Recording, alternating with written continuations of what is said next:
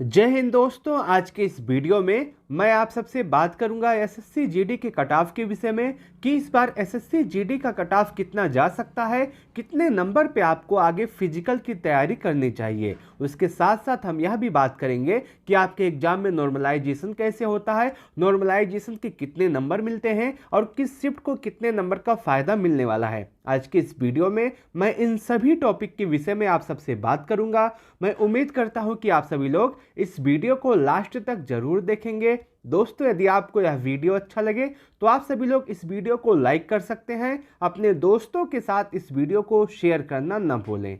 जैसा कि आप सबको पता होगा, इस बार एसएससी जीडी में 26,146 पदों पे वैकेंसी आई है, जिसके लिए कुल मिलाकर के 47,45,501 बच्चों ने आवेदन किया है। वहीं इससे पहले जो एसएससी जीडी की वैकेंसी आई थी, जो आपकी 2021 में आई थी, वो आपकी 25,271 पदों पे आई थी, जिसके लिए 71,74,000 बच्चों ने आवेदन किया था। वहीं 2023 वाली जो वैकेंसी है, ये 50,187 पदों पे आई थी, जिसके लिए आपके कुल मिलाकर के 54,15,938 बच्चों ने आवेदन किया था। इस बार की जो वैकेंसी है वो सबसे कम है और इस बार आवेदन भी बहुत ही कम हुए हैं। वहीं बहुत बच्चों के यह भी सवाल थे कि फिजिकल में कितने बच्चों को बुलाया जाएगा। तो मैं आपको बता दूं, जो टोटल वैकेंसी है उसका 8 गुना बच्चों को फिजिकल के लिए बुलाया जाता है।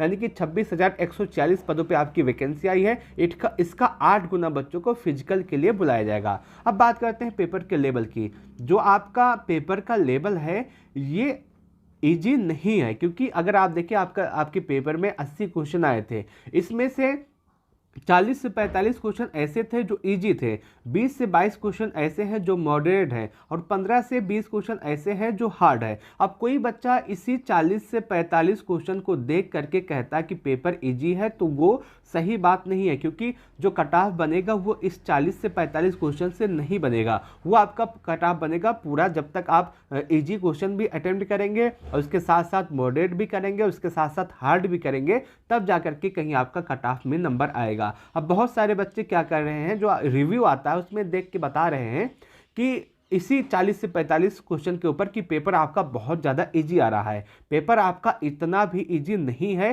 कि आपका कट ऑफ कैसे जाए। अगर आप देखें, आपका जो पेपर हार्ड इसलिए भी हो जाता है क्योंकि आपके पास समय कम है और समय कम होने की वजह से बच्चों को टाइम मैनेजमेंट करने में बहुत ज़्यादा दिक्कत हो रही है। अगर आप देखें, आपके पास 60 मिनट है और 60 मिनट में आपको 80 प्रश्न हल करने हैं। इतना कम समय में इतना ज़्यादा प्रश्न हल करना है और उसके साथ साथ बहुत सारे प्रश्न आ रहे हैं, जैसे रीजनिंग के कुछ प्रश्न हैं, उसके साथ साथ जो हिंदी में आपके गद्यांश वाले प्रश्न हैं, इसको करने में थोड़ा सा ज़्यादा समय लग रहा है, क्योंकि जो आपका कंप्यूटर है वो पूरा क्वेश्चन नहीं दिखा रहा है। पहले आप क्वेश्चन पढ़ेंगे, उसके बाद आप नीचे आएंगे, आंसर पढ़ेंगे, फिर ऊपर जा करके क्वेश्चन को समझेंगे, फिर नीचे आकर के आंसर को देखेंगे। तो ऐसे में बहुत ज़्यादा समय लग रहा है और समय एक तो वैसे कम है, ऊपर से इतना ज़्यादा और समय लग रहा है, तो बच्चों को और भी ज़्यादा दिक्कत हो रही है टाइम मैनेजमेंट करने में। अगर आप देखें, जो बच्चा ज़्यादा से ज़्यादा प्रैक्टिस सेट लगा के गया होगा उसको ज़्यादा दिक्कत नहीं होगी, लेकिन फिर भी मैं अभी यह बता दे रहा हूँ कि 70 से 80% ऐसे हैं जो कहते हुए मिल रहे हैं कि टाइम कम पड़ जा रहा है, और ये वही बच्चे हैं जो ज़्यादा से ज़्यादा प्रैक्टिस सेट नहीं लगा के गए थे। आपका जो पूरा पेपर है वो इसी आधार पर आ रहा है। आपका मैथ में अगर हम देखें तो 2 से 3 क्वेश्चन कैलकुलेटिव है, जिसको करने में थोड़ा ज़्यादा समय लग रहा है। बाकी मैथ बहुत ज़्यादा हार्ड नहीं आया है और 1 2 3 क्वेश्चन तो ऐसे हैं जिस पे आपको कलम उठाने की आवश्यकता नहीं पड़ेगी, आप आराम से उनको कर पाएंगे। वही हाल आपका रीजनिंग में भी है। रीजनिंग में भी ऐसे ही क्वेश्चन आ रहे हैं, लेकिन जीके जीएस हमेशा की तरह इस बार भी थोड़ा सा कठिन, थोड़ा सा हार्ड आ रहा है। बाकी हिंदी आपकी इजी है। हिंदी में आराम से बच्चा 18 या 19 या 17 स्कोर कर लेगा, और जो 2-3 क्वेश्चन गलत होंगे वो बच्चों की गलती की वजह से गलत होंगे। बाकी हिंदी में गलत होने की कोई चांस नहीं है। और सबसे ज़्यादा पेपर इसलिए आपका हार्ड हो जाता है क्योंकि इसमें समय की बहुत ज़्यादा कमी है, और जब समय की कमी होती है, कितना भी आसान पेपर हो, हार्ड ही आता है। अब बात करें कट ऑफ के विषय में, दोस्तों मैंने ये वो कट ऑफ लिखा है जो 2023 का आपका कट ऑफ गया था, और ये फाइनल कट ऑफ है। अगर आप इसको एनालिसिस करेंगे, और इस कट ऑफ को एनालिसिस करना जरूरी भी है, अगर आप देखें इस कट ऑफ को एनालिसिस करें तो आपको बहुत ज़्यादा चीज़ें समझ में आ जाएंगी। आपका ये एसएससी जीडी 2023 मेल कैंडिडेट का फाइनल कट ऑफ है। यूपी में अगर हम बात करें तो यूपी का जो कट ऑफ गया था जनरल का वो 134.9 नंबर गया था। वहीं ईडब्ल्यूएस का कट ऑफ 133.3, ओबीसी का कट ऑफ 133.4, एससी का कट ऑफ 123, एसटी का कट ऑफ 113.7। ये आपका फाइनल कट ऑफ गया था। और मैं आपको बता दूं इसमें जो यह कट ऑफ गया है और जो फिजिकल का कट ऑफ लगता है वो नॉर्मलाइजेशन होने के बाद में लगता है। ये फाइनल कट ऑफ है तो फिजिकल कट ऑफ इससे कम ही रहा होगा, और जो आपका एक्चुअल मार्क है, जो आपका रॉ मार्क है, वो और भी कम रहा होगा। अगर आप देखें तो पिछली बार जो नॉर्मलाइजेशन हुआ था उसमें बहुत ज़्यादा बच्चे ऐसे थे जिनको नॉर्मलाइजेशन में 20 से 25 नंबर भी बढ़े थे, और 20 से 25 नंबर बढ़ने के बाद आपका जो फिजिकल का कट ऑफ है वो, और जो आपका फाइनल कट ऑफ है वो मैं आपके सामने दे दिया हूँ, आप इसे फाइनल कट ऑफ देख सकते हैं। तो जब 20 से 25 नंबर, और बहुत ज़्यादा बच्चे ऐसे थे जिनके 18 से 20 नंबर का भी फ़ायदा हुआ था नॉर्मलाइजेशन में, तो जो शिफ्ट ज़्यादा हार्ड होती है उसको नॉर्मलाइजेशन में उतना ही ज़्यादा फायदा मिलता है। ये आपका 2023 में मेल कैंडिडेट का कट ऑफ है। वही उसके बाद एमपी की बात करें तो इसमें 129 नंबर जनरल का गया था, ईडब्ल्यूएस का 125 नंबर, ओबीसी का 128 नंबर, एससी का 114 नंबर, एसटी का 101 नंबर आपका कट ऑफ गया था। वहीं बिहार वाले बच्चों की बात करें तो इसमें जनरल का 126 नंबर, ईडब्ल्यूएस का 122, ओबीसी का 123, एससी का 104, एसटी का 119। वहीं राजस्थान में अगर बात करें कट ऑफ की तो राजस्थान का कट ऑफ 132 गया था। जनरल का ईडब्ल्यूएस का 125, ओबीसी का 131, एससी का 116, एसटी का 118।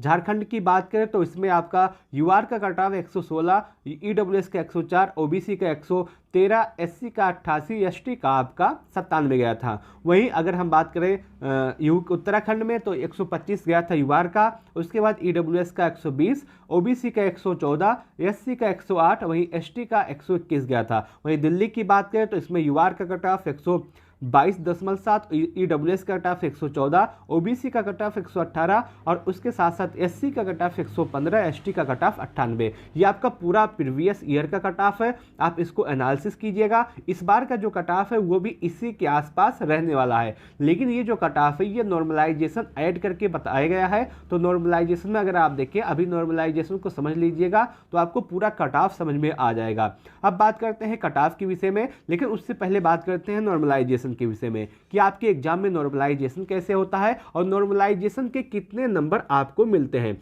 सबसे पहले बात करें नॉर्मलाइजेशन में तो देखिए, कोई भी एग्जाम 2 या इससे अधिक शिफ्टों में होता है तो उसमें नॉर्मलाइजेशन किया जाता है, क्योंकि बहुत सारे बच्चे हैं जिनका, अब मान लीजिए ये 2 शिफ्ट में पेपर हुआ है, एक फर्स्ट शिफ्ट, एक आपका सेकंड शिफ्ट। अगर आप देखिए इसमें बच्चे का एवरेज स्कोर 90 आ रहा है और इसमें बच्चे का एवरेज स्कोर 110 आ रहा है। ये पेपर इजी है, ये पेपर हार्ड है। अब ये पेपर इजी है तो इसमें इस बच्चे की कोई गलती नहीं है, और ये पेपर हार्ड है तो इसमें इस बच्चे की कोई गलती नहीं है। अब दोनों का स्कोर समान करने के लिए नॉर्मलाइजेशन किया जाता है। अब देखिए बहुत सारे एग्जाम में ऐसा होता है कि इसमें 5 नंबर ऐड किया जाता है और इसमें 5 नंबर माइनस किया जाता है तो 95 स्कोर आपका आता है, तो इसमें ऐसा नॉर्मलाइजेशन होता है। लेकिन आपके एसएससी जीडी के एग्जाम में माइनस नहीं किया जाता है। जो आपका ये 90 वाला स्कोर वाला बच्चा है इसमें आपके 10 नंबर ऐड करके इसको 100 के बराबर ले आकर के कर दिया जाता है। तो आपके एग्जाम में अगर देखें, अगर ऐसे नॉर्मलाइजेशन होता है तो आपके एग्जाम में आराम से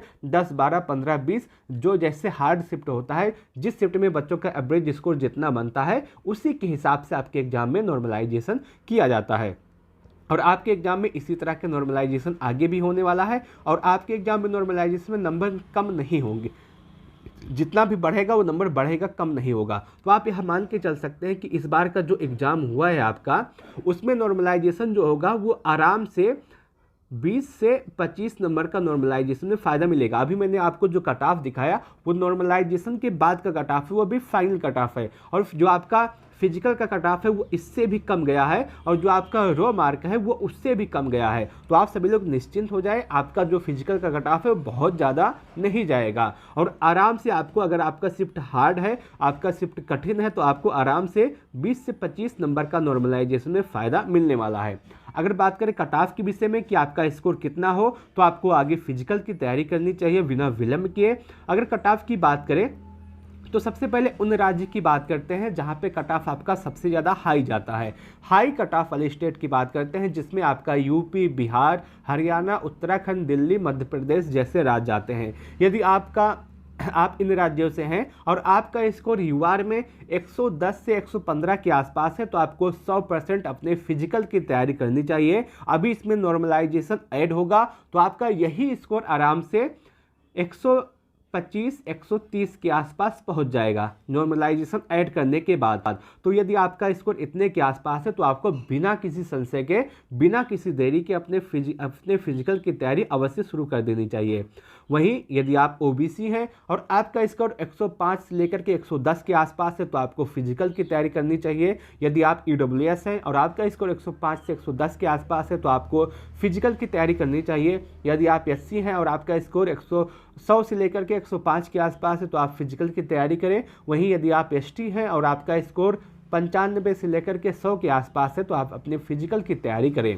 वहीं फीमेल कैंडिडेट के कट ऑफ की बात करें तो यदि आप यूआर हैं और आपका स्कोर 105 से 110 के आसपास है तो आप अपने फिजिकल की तैयारी करें। यदि आप ओबीसी हैं और आपका स्कोर 100 से 105 के आसपास है तो आप अपने फिजिकल की तैयारी करें। वहीं यदि आप ईडब्ल्यूएस है, आपका भी स्कोर 100 से 105 के आसपास है तो आप अपने फिजिकल की तैयारी करें। यदि आप एससी हैं और आपका स्कोर 95 से लेकर के 100 के आसपास है तो आप अपने फिजिकल की तैयारी करें। यदि आप एसटी हैं और आपका स्कोर 90 से लेकर के 95 के आसपास है तो आप अपने फिजिकल की तैयारी करें। आपका जो कट ऑफ, आपका जो रो मार्क है, यदि आपका इतना बन रहा है तो मैं 100% गारंटी लेता हूं कि आपको फिजिकल के लिए अवश्य बुलाया जाएगा, क्योंकि अभी आपके एग्जाम में नॉर्मलाइजेशन होगा और नॉर्मलाइजेशन में किसी को कुछ नहीं पता है कि किसको 10 नंबर का फायदा मिले, किसको 20 नंबर का मिले, किसको 25 नंबर का मिले। इसलिए मैं आपसे कहना चाहता हूं यदि आपका इतना स्कोर है तो आपको बिना कुछ सोचे, बिना किसी संशय के अपने फिजिकल की तैयारी करनी चाहिए।